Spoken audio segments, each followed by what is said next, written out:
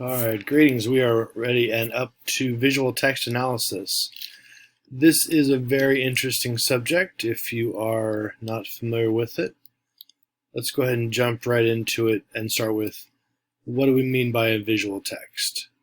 Well, it is really literally like any type of visual medium that you might think about. So this could include movies, of course, documentary films, any type of movies, television shows, graphic novels, which we will cover, as well as the analysis of film in this lecture, and advertisements. It's going to have to be a multi-part lecture because we're going to look at a couple different things here. The analysis of art. You could analyze a photograph. All of these are considered visual texts.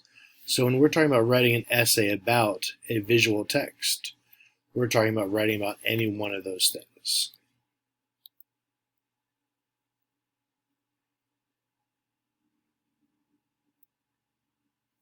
When you're doing this, you want to keep in mind these four things. What kind of devices do you see in the visual text? We'll get to what devices are in a minute, but these include things like symbolism, camera angle, costume, setting. What is the message, moral, or lesson of the story? Who is the speaker, and what is their intention, bias, or perspective? And who is the intended audience? These are basically the four things you're doing when you're writing a visual text analysis essay, is you're weaving together your analysis of these four ideas. So break down here who the speaker is. Speaker is a good term to use in this essay. You could also use the word rhetor, meaning the same thing, the creator of the text.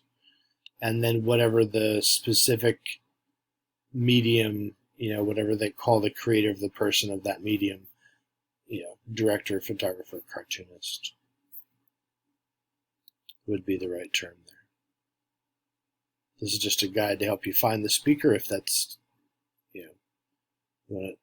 if that helps you, that can help clarify it.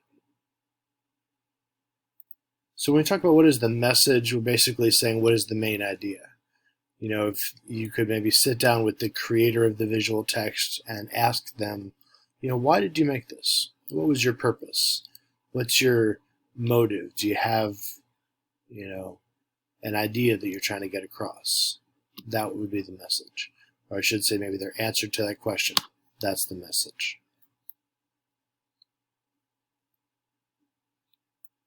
Now there is a difference between a topic and a message. A topic is not a bad idea to have. You can kind of think of it as like a brainstorm. When you're brainstorming how to get to your message and how to formulate your message, probably you want to start with the topic. This is a story about love. This is a story about triumph. This is a story about happiness, or this is a story about revenge, right? And then you can expand that and formulate that into a sentence, into an idea. Let's see. Finding happiness is part of the purpose of life. That's a good one. So that would be like the message in that case. Other parts of visual text analysis is you want to be able to identify your audience. And why we're doing this is because what we're trying to assess really is, does the visual text itself communicate its idea to the main audience? The main audience we know as the primary audience. And that's who we're going to write to in the essay. The primary audience, the main audience.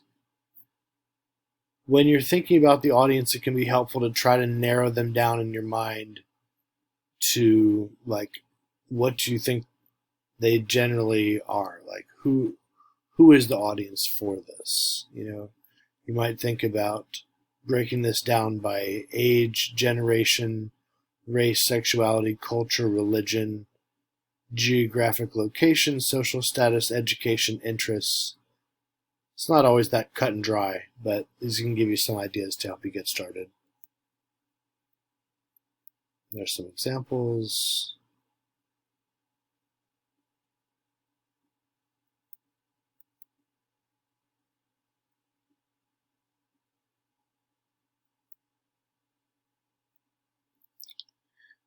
I found this interesting. In this book, it talked about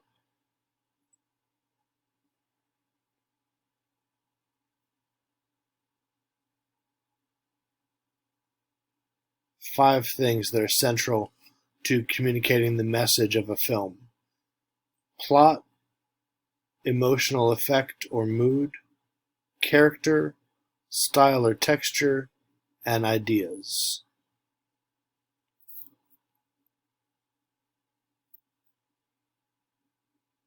When we're performing a visual text analysis, we're essentially doing this. We're thinking about how the director uses certain devices to communicate ideas to us, being the audience. And in your paper, essentially, we're analyzing how that process occurs, and in each body paragraph, you're looking at a different device.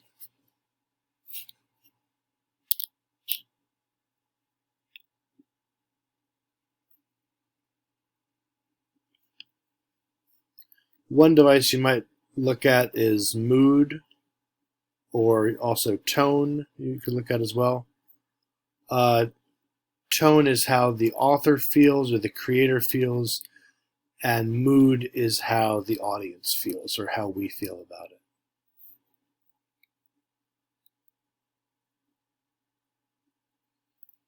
Now, with the different medium of visual text that you choose, you will note that there are different devices, a different, arsenal of terminology that you'll probably want to get at least relatively familiar with in order to write this essay.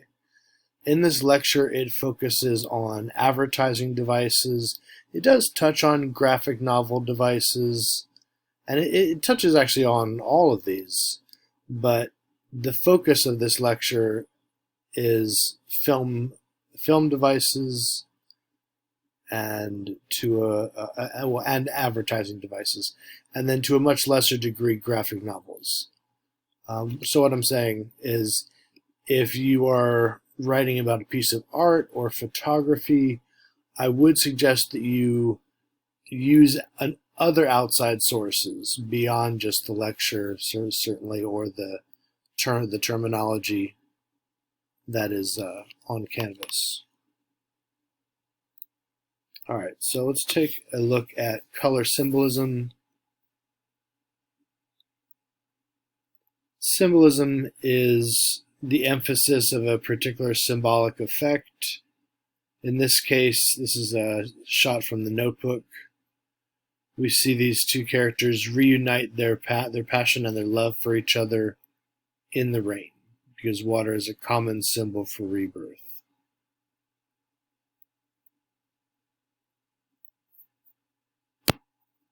And moving ahead here to light. Light is symbolic of the spiritual, the divine, intelligence, goodness, reality, transcendence, knowledge, purity, energy, optimism. A good thing to think of there, is Star Wars, right? The lightsaber, right? The weapon of the Jedi is representative of these things. Even the scene itself, right? They're sitting in Obi-Wan Kenobi's cave. There's light shining in through the windows. They're all wearing white. He's got the lightsaber. Darkness, on the other hand, is representative of death, evil, destruction, captivity, spiritual darkness, bad judgment, misfortune, ignorance. I like to think of Darth Vader here as a good example of all of those, up to maybe spiritual darkness And then you could look at Jay and Silent Bob as certainly examples of the next ones there. Starting bad judgment and misfortune. The symbolism of blue is, mainly you could think of it as fidelity, constancy, loyalty. These are the connections that we usually, and also intelligence, are the things that are usually connected with blue.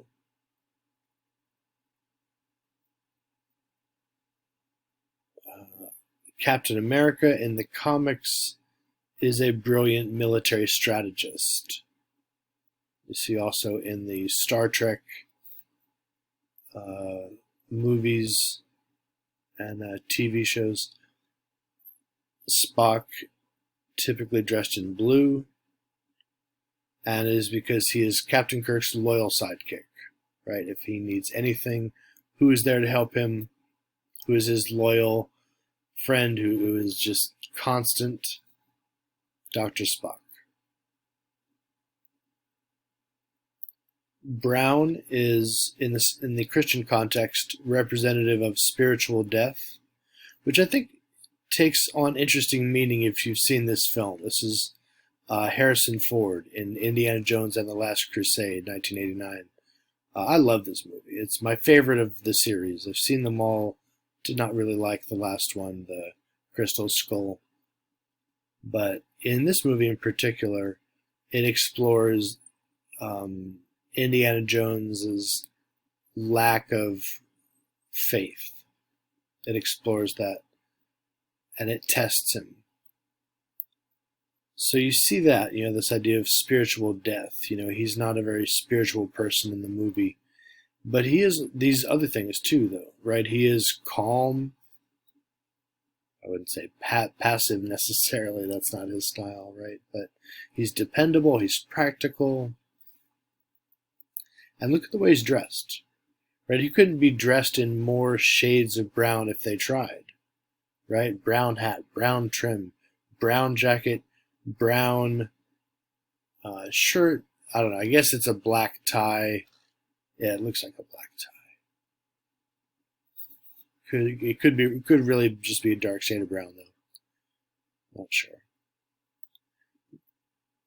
Gray is associated with depression and humility. In the Christian context, it is symbolic of death of the body while the soul remains eternal. In the Hebrew tradition, gray symbolizes wisdom. We have green looked at here in two different ways. That's because green is dualistic. It's one of these dualistic colors that is both good and evil. It represents growth, renewal, life, things we might associate with Yoda. Life especially. He lives to be like 800 years old. And the picture here is from is a picture of Gatsby. And he is certainly a literary character that symbolizes envy, evil, trickery. I'm going to bring your attention to, I'm not going to read it because it's a little bit smaller here in this format, but there's some excellent notes on that page. Purple, which we'll skip, orange, which we'll skip. Red is another of these important dualistic colors. Red is representative of love, passion, health, sexual arousal, and also, on the other hand, war, anger, bloodlust, vengeance.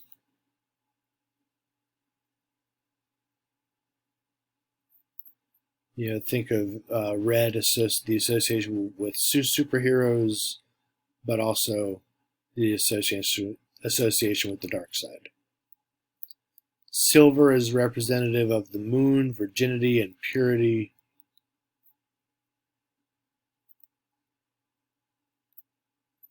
Kind of connects to the Silver Surfer. He came from a utopian society. All right, so this is Visual Text Analysis Part 1. We will pick up from here when we return for part 2.